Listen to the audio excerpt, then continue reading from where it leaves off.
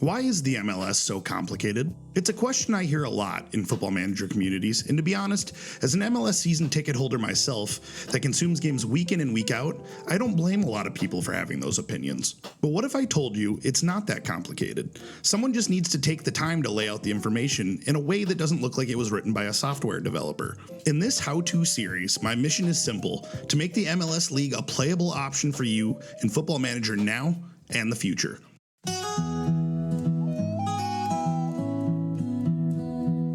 The MLS differs from the rest of the world in a lot of ways. Toilets flush differently, we drive different ways on the highway. Look, I get it. It's overwhelming and different is scary. But I'm here to help walk you through why sometimes different can be a good thing. If we're going to talk MLS, the first thing we should cover is one of the biggest differences between MLS and the rest of the world. And no, it's not whatever this was. The MLS uses a salary cap. Look, I know, I'm not going to sit here and try to confine your freedom of constructing your team, but from a football manager standpoint, it's an incredibly different way of playing the game than most of you are probably used to. With the salary cap and roster rules comes the quirky and oftentimes overly complicated MLS terminology that strikes fear in so many FMers. Today we will be focusing on one of the most important roster slots, the designated player. So what is a designated player?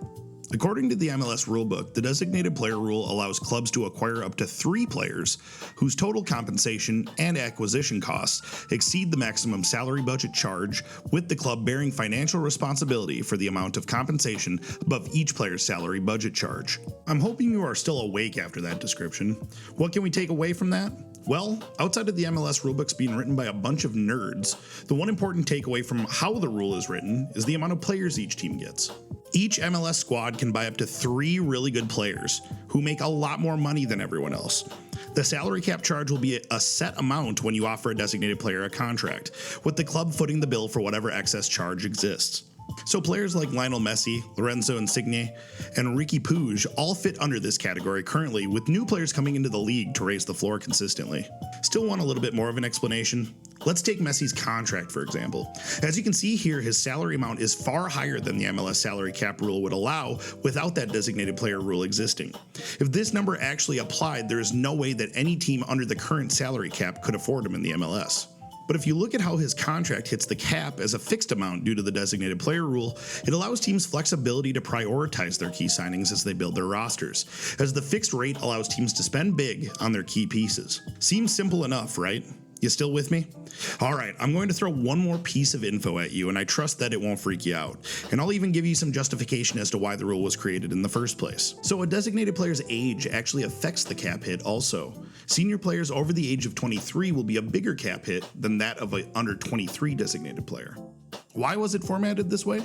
Well, this rule was enacted to help round out the types of players that were coming into MLS at the time. Does the term retirement league sound familiar to anybody? Yeah, MLS was aware of how it came across, and to be a sustainable and self-efficient league, MLS knew that incentivizing the types of players that were being sought after by each MLS club was an important next step to the league's growth. Imports like John Duran and Thiago Almada helped add new and exciting players that were not present in the league just a decade ago, and also was a huge springboard in helping the league transfer talent to other parts of the world. So anytime you boot up a new FM save and want to give MLS a try, just remember, any players that are interested in being signed as a designated player should be looked at as your best players on the team. It is up to you to decide if that player would be a fan favorite, or if they would crash and burn and hurt your team with their contract in the long run. We're at the tip of the iceberg in terms of dissecting MLS rosters, but designated players are a big step in the right direction when it comes to understanding how the league works. It will also serve as the first iteration of our MLS How-To course series that we will be consistently publishing to my YouTube channel. If you're interested in learning more about the MLS and how it works in Football Manager, be sure to like and subscribe, and check out my next video, where our how-to guide jumps to more roster construction talk as we go over the purposes of general allocation money and how it can magically make your roster more competitive. My name's Bizarre Brigade, and thanks so much for watching.